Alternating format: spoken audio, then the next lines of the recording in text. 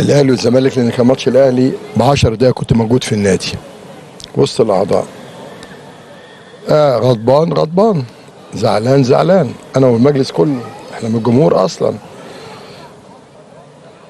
لكن لما يطلع مدير الفني، اول حاجه يا جماعه خلي بالكم، انا عامل عمليه دكتور احمد عز، احسن حد يقول لك ده ضربه بنيه ولا حاجه، ده دكتور بتاعي بتاع السنان واسمه احمد عز زي صديقنا احمد عز الممثل. عيادته على شارع النيل قدام نادي القضاة تقريبا. عمل عمليه وخدت بنج، ومع ذلك باجي عادي ما عنديش مشكله، لان ما بنطش من مراكب انا. وبعدين انا عايز اعرف هو انا معزول ولا موجود؟ لما كسبنا المقاولين 6 قال لك ده معزول، ولما مشي اللعيبه فائت. لما اتغلبوا من الاهلي 4-1 قال لك ده رئيس النادي علقوه من على المشنقه. يعني انا معزول ولا موجود؟ انا موجود غصب عنكم ان شاء الله. غضب كلنا غضبانين، زعل كلنا زعلانين، بس لما يطلع مدير الفني قال لك انا المسؤول وبعتذر لان انا عملت تشكيل غلط في الاول، الاعتراف سيد الادله، وده راجل محترم وما رماش الحمل على حد. اولا انا اول مره من ساعه ماتش الاهلي والزمالك ما قابلش اللعيبه قبل الماتش. ليه؟ لان كنت عامل عمليه وكان عندي بنجان، فكلنا زعلانين والمجلس كله زعلان. لكن اللي حصل امبارح غير طبيعي، واللي حصل الموسم ده غير طبيعي. انا مش هتكلم عن الحكام، لان الحكم امبارح بالنا كان 99% عادل، فيما عدا ضربه جزاء لسيف، بس فيما عدا ذلك لا، الراجل ما ظلمش. انا راجل فير يعني. الغندور ما كانش لوحده، لان لما قلت الغندور على جثتي جابوا حد، وانا اول مره يمكن اقول الكلام ده. وبشكر الرابطه وبشكر اتحاد الكوره انهم جابوا حد فوق الغندور اكبر من الغندور قاعد في الفار، فما كانش في اخطاء حتى في الفار. يعني مش هنظلم. انما انا ليا سؤال عايز حد يجاوبني عليه. الاهلي السنه اللي فاتت واللي قبلها خسر كل البطولات، في كل الالعاب. الشحات كانوا بيبيعوه 3 سنين ما عملش حاجه. محمد هاني الولد ده بحبه يعني وبحترمه عشان مؤدب ابن ناس، اعتقد هو قريب حسام غالي، كانوا يبيعوه. قفشه كانوا بيبيعوه. الواد اسمه باتسي طن ده ولا البيبسي ده اللي هو كان بيتباع. فجأة عمالقة. أنا مش هقول لك بياخدوا منشطات، لا خالص. إنما في حاجة مش طبيعية. وأهو تاني أنا جات لي رسائل من زمان، من بعد الأهلي ما اتغلب 5 من سان داونز، وفجأة بقى أطهر الطاهر يضيع ضربة جزاء عشان يخش الاهلي ويطلع الهلال، وهم بيلعبوا على ارض الهلال، واللي دخل الاهلي مش الاهلي، الهلال.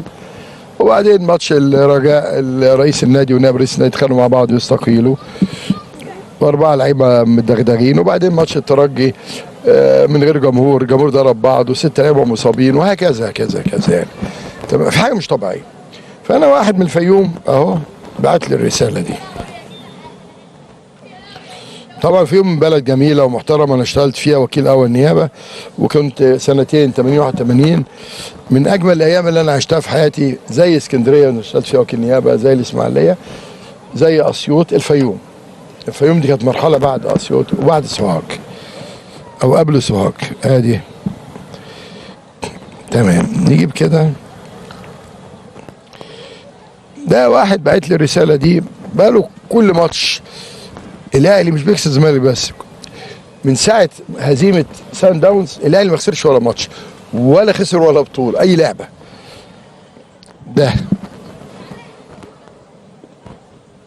ده مش محتاج نقول عليه ساحر، مش محتاج. اهو واضح. طيب مكتوب ايه بقى؟ اولا صورة الساحر رجب محمد شيب رجب بحة. هذا الساحر هو اللي يعني مدمر الزمالك واصابات لاعبين وتطفيشهم. خلاص. منين بقى؟ اهو الفيوم. مينا ايه؟ الحيط. بلد الواد سيد. طيب ممكن حد يا جماعه في الفيوم يقول لي مفيش بلد بالاسم ده ومفيش واحد بالاسم ده؟ اهو قدام الدنيا كلها. لا نكسب الاهلي امبارح، ولو لاحظتوا امبارح، ده جاره اللي بعت لي على فكره، لو لاحظتوا امبارح العارضه اللي على اليمين، هو الاهلي غير. لاحظوا بقى، كان بيلعب في السلام، بيقول لك السلام ده احنا اشتريناه واجرناه 10 سنين، راح استاد القاهره ليه؟ عشان يتحكم في المكان والماتش بتاعه. اي حد يروح بالليل. العارضه اهي اليمين، الاهلي شاط على العارضه دي، كرة جت فيه في العارضه، مظبوط كده. طيب الشوط الثاني الزمالك شاط على نفس العارضه، كورتين جاهم في العارضه، يبقى الشغل كله كان على العارضه دي. هتقول مش عايزين نتحجج، انا يا جماعه ده جايه لي رساله اهي. انا بصراحه ما كنتش عارف يعني انتوا بتؤمنوا بالقران ولا مش بتؤمنوا؟ كل اعوذ بالفلق من شر ما خلق من شر غاسق اذا وقب من شر النفاسات في العقد. النفاسات في العقد دي ايه؟ اللي هي السحر، مش كده؟ لا.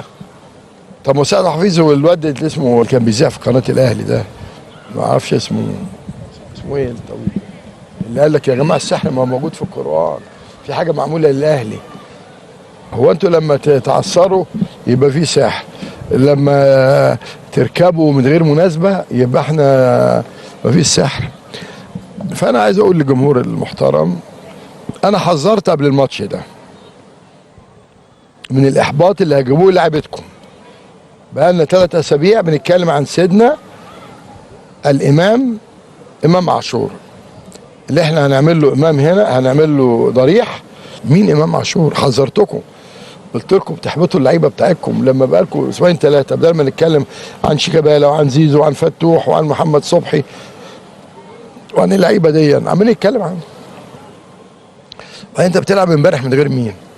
من غير مسمار خط الدفاع الونش، مسمار خط الوسط دونجا، الجناح الطاير مصطفى شلبي.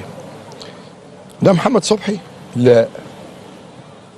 ولو الماتش ده اتعاد 100 مره مش ممكن 4 شوطات و4 تجوان وتقول لي ماتش طبيعي؟ لا مش طبيعي طبعا. الموضوع زاد عن حده، لكن بقول للعيال بتقل ادبها. اولا حسين لبيب، انا عايز بس افهمك حاجه، انت واولاد لسه هشام ناصر، انتوا مش اعضاء في نادي انتوا الاثنين. مدير الشؤون يبعت لكم مرتين للتحقيق ما جيتوش الشطبتوا. وانا قلت قبل كده يا جماعه، هو انتوا بتقعدوا تدعوا على النادي يتغلب، يا رب يتغلبوا، يا رب يحصل مصيبه. انا متصور الزملكاوي الحقيقي في ظروف، هو انا بنزل العب؟ هو انا اللي عملت التشكيل؟ هو انا اللي غيرت اللعيبه؟ هو انا اللي خليت الجن يعور عمرو السيسي بعد 5 دقايق لما ركبنا الماتش؟ لا، في حاجه مش طبيعيه. وشوفوا سيد عبد الحفيظ ده صورته كان قاعد ازاي، واثق. هو زمان الاهلي عمره جاب جون في الاهلي بعد 70 ثانيه؟ يا جماعه، هو الراجل فيريرا ده اللي جامد جدا، ما بدل ما اعمل للعيبه القرف ده ما اعمله في مخ فيريرا. كان بيقعد يعمل تشكيل برضو اي كلام الراجل، مع احترامنا ليه يعني.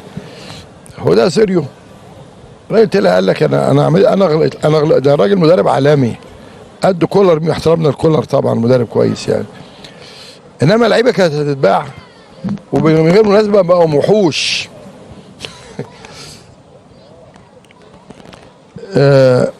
لو في عقد بيني انا ومجلس الاداره مع العيال اللي بتقل ادبها ان احنا ناخد كل البطولات ونكسب كل المباريات في كل الالعاب، حد يوريني العقد، حد يوريهولي. انما ده عبث. النادي هو مليان اهو، الاف مؤلفه، وبيحبوا الزمالك وبيحبوا الفريق، كلهم كانوا نفسهم الزمالك يكسب. وانا عندي مجلس قوي ومحترم. اللي ينط من المركب دلوقتي لا يستحق ان يكون زملكاوي، واللي بيهاجم دلوقتي. وبعدين هو انت يعني الماتش ده كان يخليك بقيت الاول بطل الدوري؟ يا جماعه انت عندك كاس لسه، وعندك كونفدراليه لسه، وعندك بطوله عربيه، وقفوا ورا لعيبتكم.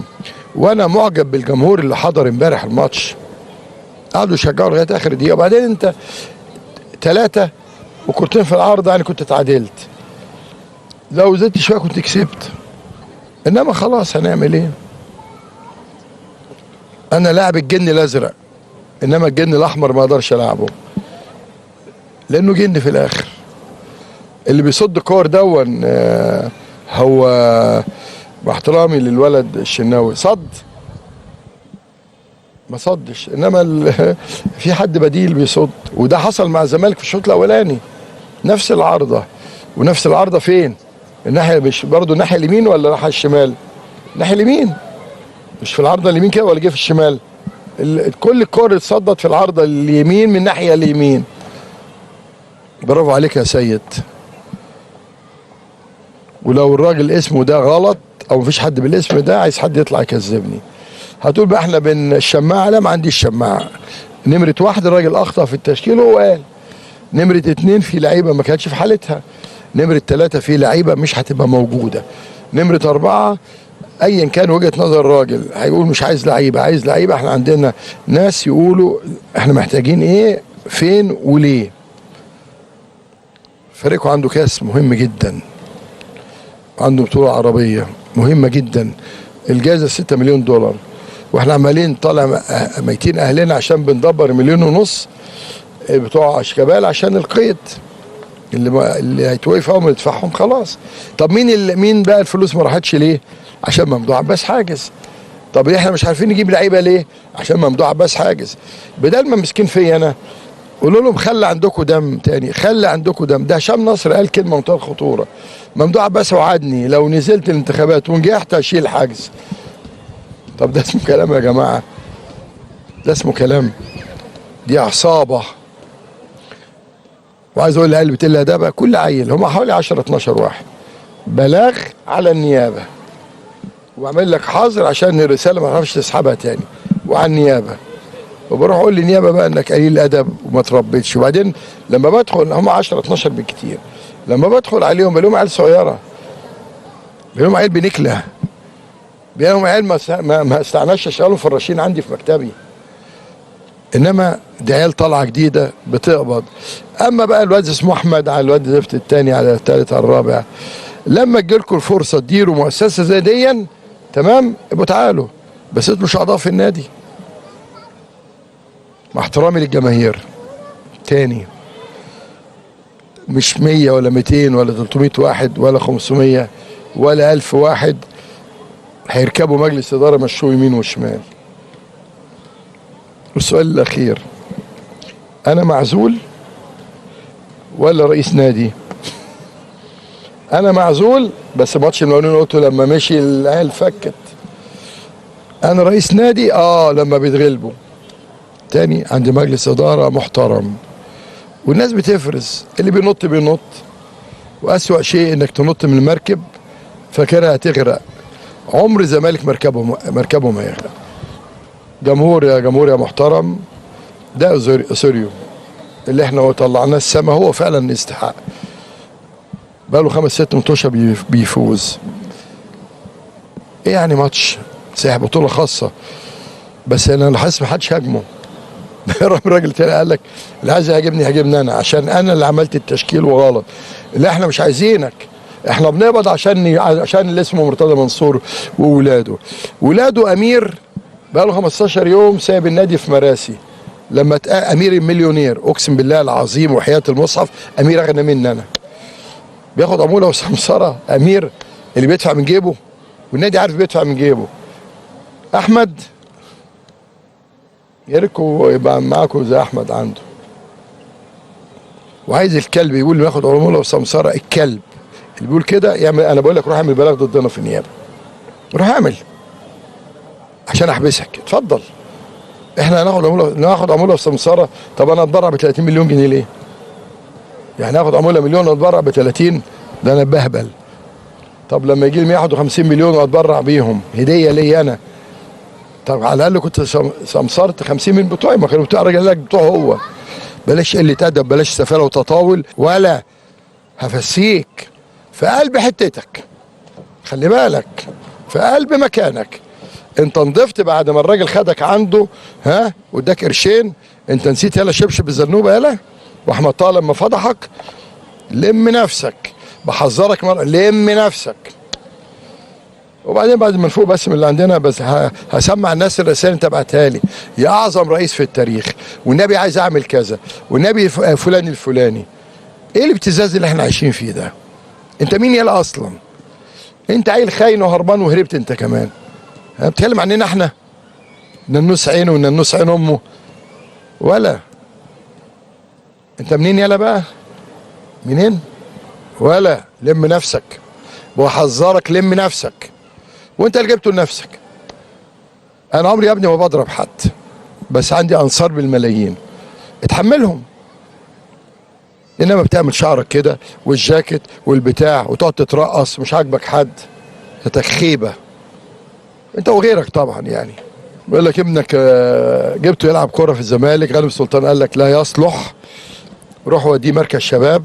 من يوم انت هتطق مننا اوعى تقول ان النص عينه تاني. على الاقل كان ضابط شرطه واستقال بارادته. ها يا ريت يكون عندك اللي عند امير، بس اللي عندك من الشحاته. امير واخوه ماسكين اكبر مكتب محامي في مصر، فشغل قله الادب والسفاله.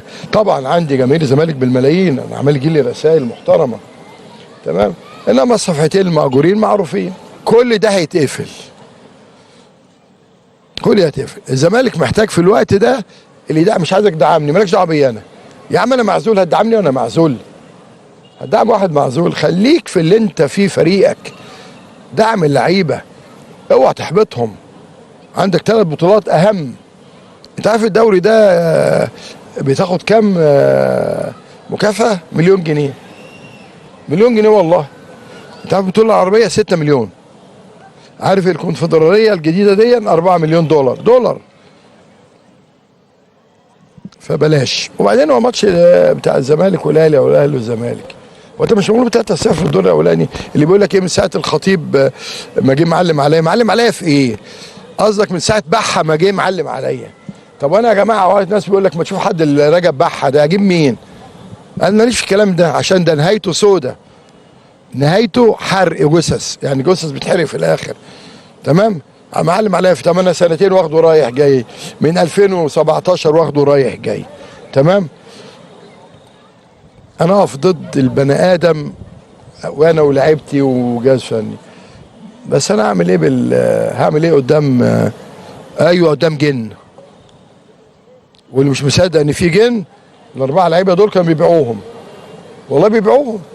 بيتستاو اسمه مش كان بيتباع؟ الشحات مش كان بيتباع؟ قفشه مش بيتباع؟ هاني كان بيتباع؟ هم دول جمهور الزمالك الحقيقي. ما تزعلش، اغضب كما تشاء، ومالكش دعوه بيا انا، مش مالكش دعوه بيا في يعني انت جمهور محترم معايا، مالكش دعوه بيا في الدعم، انا بدعمني ربنا. انما رئيسك بيطلع من الحبس على العزل، من العزل على التجميد، من التجميد على الحل. انت مش عايز ده كله ياثر على لعيبتك؟ ها بدل ما تروح تقول هو مين رفع قضيه عزل؟ النادي الاهلي؟ لا، عشان اخت الخطيب اللي مش موجوده نفس الزمالك هم اللي رافعين علينا. هو مين اللي حجز على الحساب؟ حد من الاهلي؟ الممدوح عباس الزمالك.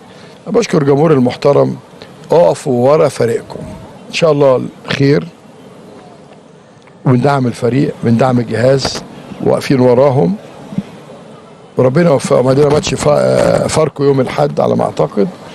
ربنا يكرمك، انت الثالث دخلت الكونفدراليه، اقفوا ورا فريقكم.